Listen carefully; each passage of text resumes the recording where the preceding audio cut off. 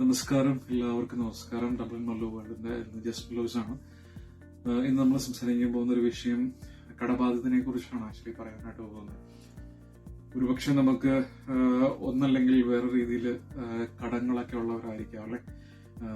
ബാങ്കിലോ അല്ലെന്നുണ്ടെങ്കിൽ അല്ലാത്ത രീതിയിലുള്ള പേഴ്സണൽ ആയിട്ടുള്ള കടങ്ങളോ, അങ്ങനെ ഒരുപാട് രീതിയിൽ പലർക്കും കാശിൻ്റെതായിട്ടുള്ള ബുദ്ധിമുട്ടുകൾ വെച്ചുകൊണ്ട് നമ്മൾ കടബാധ്യതകൾ തീർക്കാൻ പറ്റാതെ വിഷമിക്കുന്നവർ ഒരുപാട് പേര് നമ്മുടെ ഇടയിലുണ്ടല്ലേ. അപ്പം റീസെന്റ് ആയിട്ട് നമ്മൾക്ക് വരുന്ന ചില മെസ്സേജുകളിലൊക്കെ നമ്മളെ ഹെൽപ്പ് ചെയ്യാവോ, അല്ലെങ്കിൽ നമ്മൾക്ക് കടബാധ്യതയുണ്ട്, നമ്മൾക്ക് ഹെൽപ്പ് ചെയ്യാവുന്ന രീതിയിൽ ഏതെങ്കിലും ചെയ്തു തരാമോ എന്നൊക്കെ ചോദിച്ചിട്ട് നമുക്ക് മെസ്സേജുകൾ നമ്മുടെ കൃപാസന വീഡിയോസിന്റെ കീഴിൽ വരാറുണ്ട്. അതുപോലെ പേഴ്സണലായിട്ട് ആളുകൾ ബന്ധപ്പെടാറുമുണ്ട്. അപ്പം അതിനെക്കുറിച്ചൊക്കെ സംസാരിക്കാനായിട്ട് ഞാൻ സംസാരിക്കാൻ വിചാരിച്ചിട്ടാണ് ഇന്ന് ഒരു വീഡിയോ ചെയ്യാമെന്ന് വിചാരിച്ചത്. അപ്പം എൻ്റെ ഒരു പേഴ്സണൽ എക്സ്പീരിയൻസിലൂടെ ആവട്ടെ ആ ഒരു സംസാരം എന്ന് വിചാരിച്ചു. അപ്പം നമുക്ക് വീഡിയോയിലേക്ക് പോവാം. അപ്പം എൻ്റെ ഒരു പേഴ്സണൽ ലൈഫ് എടുത്തു കഴിഞ്ഞിട്ടുണ്ടെങ്കിൽ എൻ്റെ ജീവിതത്തിലുണ്ടായ വലിയ അനുഗ്രഹങ്ങൾക്കും അല്ലെന്നുണ്ടെങ്കിൽ ദൈവത്തിന്റെ ഒരു മാതാവിന്റെ ഒക്കെ ഒരു എൻ്റെ ജീവിതത്തിലുണ്ടായ ഒരു ഇടപെടൽ, അതാണ് കൃപാസനം എന്ന് പറഞ്ഞു കഴിഞ്ഞാൽ. കൃപാസനത്തിലൂടെ ഒരുപാട് അനുഗ്രഹങ്ങൾ എൻ്റെ ജീവിതത്തിലേക്ക് വന്നിട്ടുണ്ട്. അപ്പം അതിൽ എടുത്തു പറയേണ്ട ഒരു കാര്യമാണ് നമ്മുടെ കടബാധ്യത. എനിക്ക് ഒത്തിരി കടങ്ങളൊന്നും ഉണ്ടായിരുന്നില്ല, പക്ഷെ എങ്കിൽ കൂടിയും ചെറിയ രീതിയിൽ കടങ്ങൾ നമുക്കും ഉണ്ടായിരുന്നു. ഞാൻ ഇതിനു മുമ്പ് ഒരു വീഡിയോയിൽ സൂചിപ്പിച്ചിട്ടുള്ളതാണ്. അപ്പം ഈ ആളുകൾ ഇങ്ങനെ ചോദിച്ചതിന്റെ ഫലമായിട്ടാണ് ഞാൻ എൻ്റെ ഒരു പേഴ്സണൽ എക്സ്പീരിയൻസിലൂടെ ഇതൊന്നും ചെയ്യാമെന്ന് വിചാരിച്ചത്. അപ്പം കടബാധ്യതയുള്ളവർ ഒരുപാട് പേരുണ്ടാവും. എനിക്കും അങ്ങനെ ഒരു ബുദ്ധിമുട്ടിലൂടെ കടന്നുപോയ ഒരു വർഷമായിരുന്നു 2023 ഒരു ഹാഫ് എന്നൊക്കെ പറഞ്ഞു കഴിഞ്ഞിട്ടുണ്ടെങ്കിൽ. ആ സമയത്ത് നമ്മൾ ജോലിയൊക്കെ കിട്ടി പുറത്തേക്ക് പോരാൻ നിൽക്കുന്ന സമയത്തായിരുന്നു. അപ്പം ഈ കട ഉള്ളത് കൊണ്ട് ഒരുപാട് മാനസിക ടെൻഷനും അല്ലെന്നുണ്ടെങ്കിൽ ഒരു ഫിനാൻഷ്യൽ കൺസ്ട്രെയിൻസ് ഒക്കെ അനുഭവിച്ചുകൊണ്ടിരുന്ന സമയമായിരുന്നു 2023 ഒരു ഹാഫ് പാർട്ട് എന്ന് പറഞ്ഞു കഴിഞ്ഞിട്ടുണ്ടെങ്കിൽ. അപ്പൊ ആ ഒരു സമയത്ത് ഞാൻ അനുഭവിച്ച ഒരു മാനസിക ടെൻഷനും കടന്നുപോയ ഒരു ഡിഫിക്കൽട്ട് ആയിട്ടുള്ള ഒരു ടൈം എന്ന് പറഞ്ഞിട്ടുണ്ടെങ്കിൽ അത് എക്സ്പ്ലെയിൻ ചെയ്യാൻ പറ്റാത്ത രീതിയിൽ അത്രയും മാനസിക സംഘർഷം ഉണ്ടാകുന്ന ഒരു സമയം തന്നെയായിരുന്നു. അപ്പം എനിക്കറിയാം, ഇതുപോലെ കടാവസ്ഥയിൽ നിൽക്കുന്ന ഒരുപാട് പേർക്കും ഈ ഒരു അവസ്ഥയിൽ തന്നെ കടന്നു പോകേണ്ടി വന്നിട്ടുള്ളവരായിരിക്കണം, അല്ലെന്നുണ്ടെങ്കിൽ അത്രയും ടെൻഷൻ മാനസികമായിട്ട് അനുഭവിക്കുന്നവരുമായിരിക്കാം. അപ്പം എന്റെ ഈ ഒരു ചെറിയൊരു കാര്യം, ഞാൻ പറയാൻ പോകുന്ന ഈ ഒരു കാര്യം മറ്റുള്ളവർക്ക് ഒരു പ്രചോദനമാവട്ടെ എന്ന് വിചാരിച്ചിട്ടാണ് പറയാനാണ് വിചാരിച്ചത്. അപ്പം ഞാൻ ആ ഒരു സമയത്ത് ഇത്രയും ആ ഒരു നാട്ടിൽ നിന്ന് വിട്ടുപോരേണ്ട ഒരു സമയമായപ്പോഴത്തേക്കും ഈ കടമൊക്കെ ഉള്ളതുകൊണ്ട് അതെല്ലാം തീർത്തിട്ട് ഒന്ന് പോരണം എന്നായിരുന്നു എൻ്റെ ഒരു ആഗ്രഹം. അപ്പൊ അതിന്റെ ഒരു വെളിച്ചത്തിലാണ്, അങ്ങനെ ഇരിക്കുമ്പോഴാണ് എൻ്റെ ഒരു സുഹൃത്ത് പറഞ്ഞിട്ട് ഞാൻ കൃപാസനത്തെ കുറിച്ച് അറിയുന്നതും കൃപാസന പ്രാർത്ഥനയെ കുറിച്ചൊക്കെ അറിയാനായിട്ട് ഞാൻ ഒരു കാരണമാവുന്നതൊക്കെ അങ്ങനെയാണ്. അപ്പം ഞാൻ എന്തായാലും കൃപാസനത്തിൽ പോയിട്ട് കൃപാസന ഉടമ്പടി എടുക്കാനുള്ള ഒരു തീരുമാനം മനസ്സിൽ അന്നേ തട്ടേ ഉണ്ടായിരുന്നു. അങ്ങനെയാണ് ഞാൻ കൃപാസന ഉടമ്പടിയുടെ ഭാഗമായിട്ട് കൃപാസനത്തിലേക്ക് എത്തുന്നത്.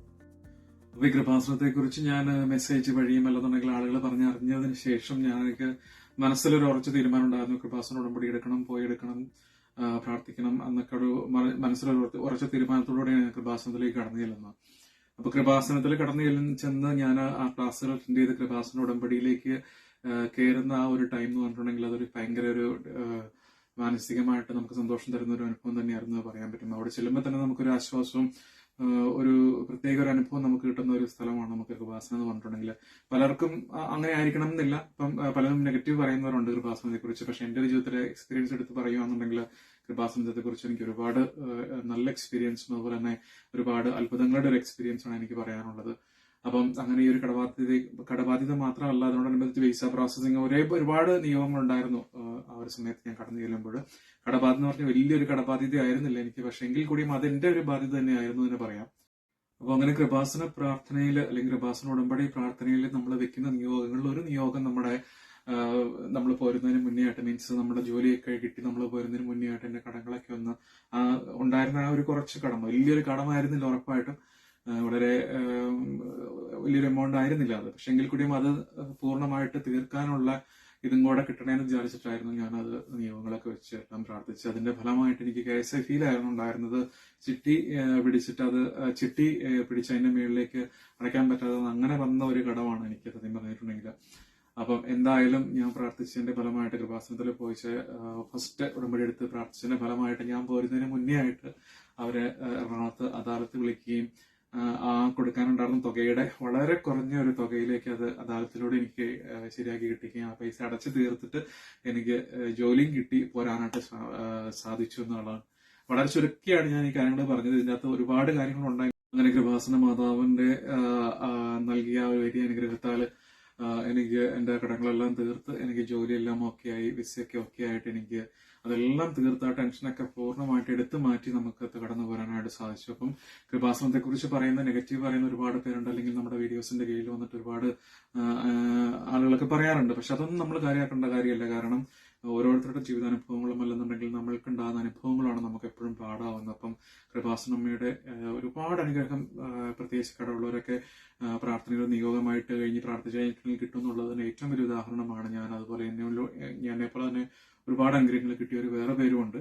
അപ്പോൾ പ്രത്യേകം ഓർക്കാൻ, നിങ്ങൾ കടബാധ്യതയുള്ളവരൊക്കെ ആണെന്നുണ്ടെങ്കിൽ ആ കൃപാസന മാതാവിന്റെ പ്രാർത്ഥന എടുത്ത് പ്രാർത്ഥിച്ച് അതിന്റെ നിയോഗമിട്ട് പ്രാർത്ഥിച്ചു കഴിഞ്ഞിട്ടുണ്ടെങ്കിൽ നടക്കാത്ത ഒരു കാര്യങ്ങളും ജീവിതത്തിലില്ല എന്ന് തന്നെ പറയാനായിട്ട് സാധിക്കും. അപ്പം കഴിയുന്നവരൊക്കെ കൃപാസന മാതാവിന്റെ ഈ കൃപാസന ഉടമ്പടി എടുത്ത് പ്രാർത്ഥിക്കാനായിട്ട് ശ്രമിക്കുക കേട്ടോ. Thank you.